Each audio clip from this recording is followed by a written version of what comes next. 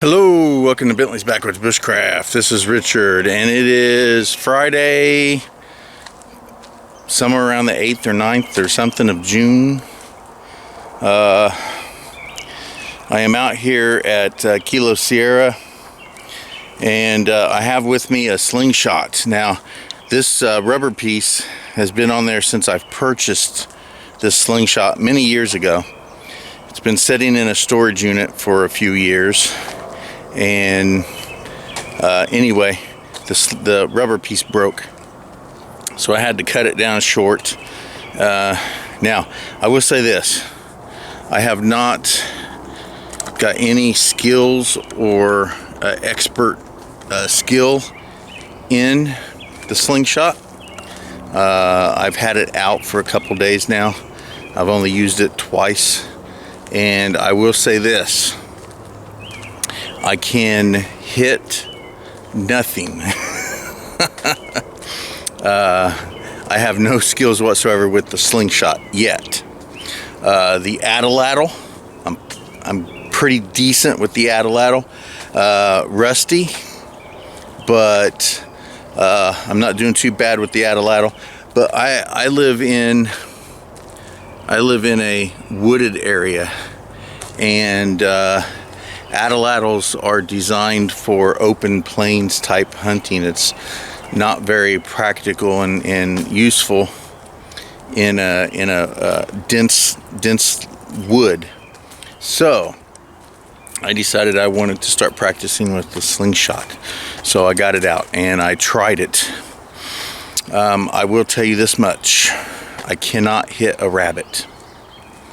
I cannot get close enough to hit a rabbit, and even if I could get close enough to hit a rabbit, I will miss, and I know this for a fact.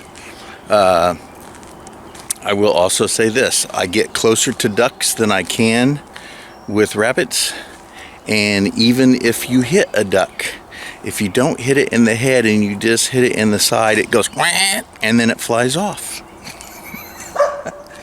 So it's my new toy. Work on the Slingshot. So I have gone and checked on the cantaloupe that I planted out here, and the ground cover is like this. So yeah, I'm not pulling anything away from it because I don't want to accidentally pull up the cantaloupe by mistake. But anyway, we'll see if it grows. I do have a potato in the van I was kind of wanting to bury out here somewhere, but I didn't bring it with me. So, see, an Atlatl in this environment would be difficult, but a Slingshot, that may work. So anyway, I'm not going to go that way today. I think I'm going to go this direction. No, I think I will go this way.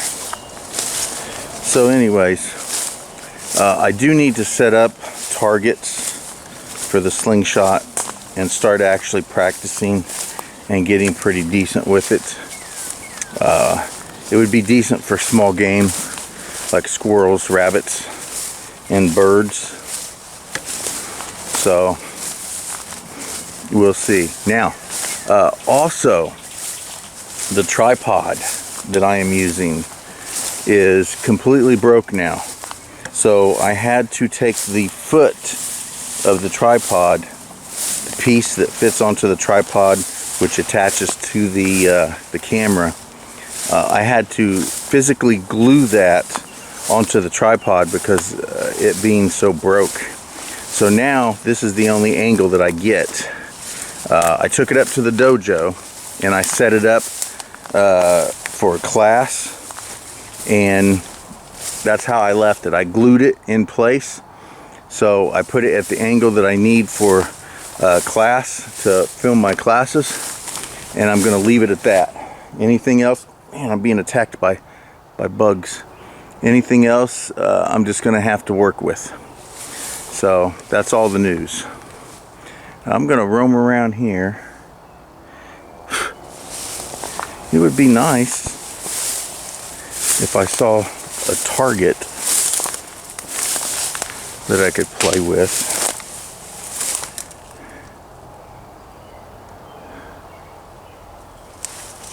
Very, very inundated and weeded. So here's something new. I have decided that apparently people, the general public, just is not interested in my MMA class. So I've decided to, oh, yeah.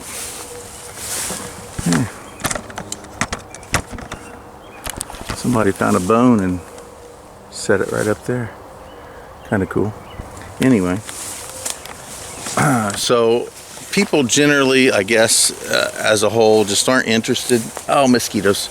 Just aren't interested in my MMA class.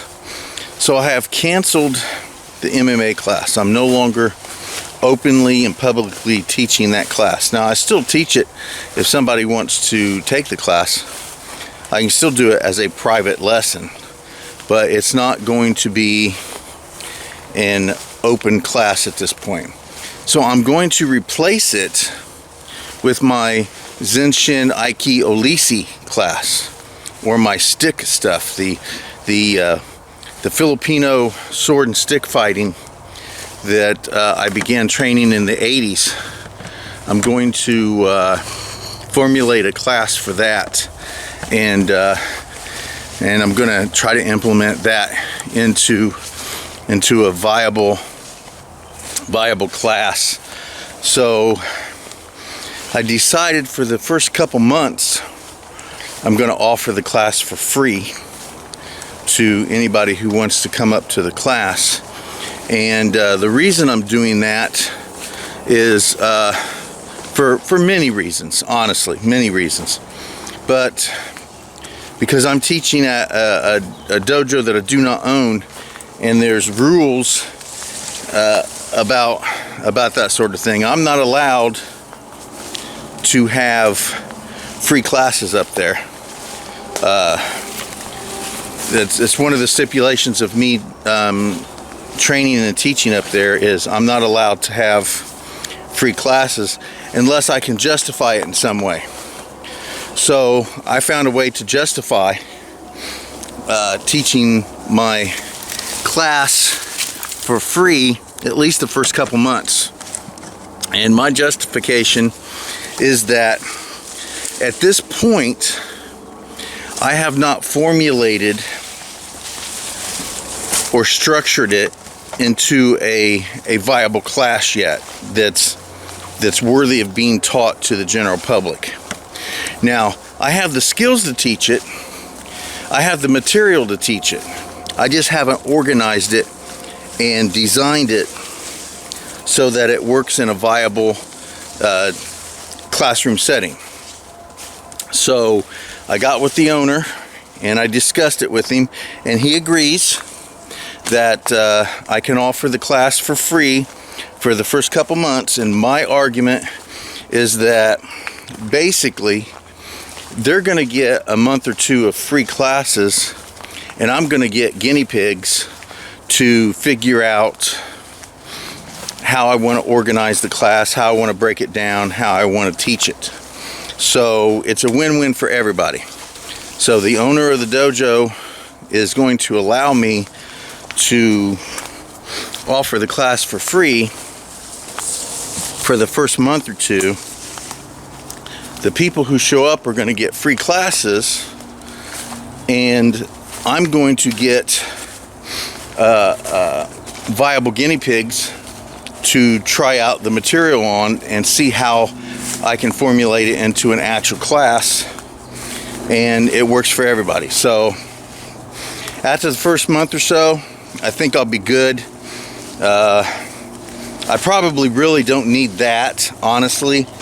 I just I'm trying to spark some interest, and even though offering free classes really isn't a great way to spark interest, because generally the people who take the free classes will take the free classes, then once they become paying classes, they disappear. Very, very common, very, very, very realistic expectation of that. But I'm going to try it anyway. So hopefully I can get a handful of people that will come to the free classes, like it enough to stay for the actual paying classes. So it's only going to be 1 day a week. It's going to be from somewhere around between 6 o'clock to 6:30 on Saturday, and it's going to go for an hour or so. It's going to be kind of non-formal, especially at the very beginning, until I get it all organized and designed. And I just think it'll be great. It'll give me an opportunity to start back in with my stick stuff. I've been wanting to do that for a long time. I went to a seminar on a system that the creator calls AmericanEscrima, and from my understanding of it, he's a Kempo stylist who went to a couple seminars and liked it and wanted to add it to his Kempo system. And apparently some other karate people asked him to teach them, and it turned out to be he developed this AmericanEscrima thing in an attempt to teach karate people the stick stuff, the Filipino stick stuff. Now, I took the seminar. I enjoyed it. It was fine. There was nothing wrong with it. It's not for me, I'll say that. It's too karate. You know, it's just too karate. You know, they got blocks, which I'm anti-blocking. They use blocks. They do it in a very karate-like way, and it's just not for me. But I did enjoy the seminar. It did give me a couple really good points. One thing is they had a couple stick flows that I like. One of them I really liked, and I didn't know why I liked it so much, but it just seemed really nice to me. Well, I shouldn't say nice, because not nice. It seemed really good, and I liked it. So I went and started looking at some of my old training, and I realized it was something that we used to do in Peikiti Trisa, Kali that I used to train. It was something we did in that, and I had done it before. Apparently I just forgot about it. It was deep down in there, but didn't remember doing it until I saw it, and then I'm like, oh, okay. But that must be why I liked it so much. So anyway, the seminar, they didn't do anything in that seminar that I haven't seen or done before. Michelle was there. She was filming it, and yeah, she said that she was glad I was happy and that I did it, but everything that we did in that seminar she had seen me doing since we've been together. So it wasn't like there was anything new there, but there didn't have to be anything new. I just enjoyed doing it. I will say that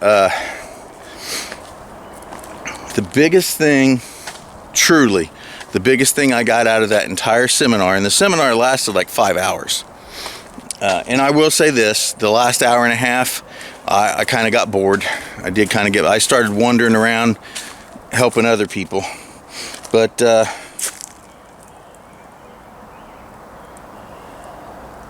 mulberries. The biggest thing I got out of this seminar was the enthusiasm for me to formulate and organize my old stick stuff into a teachable program up at the dojo.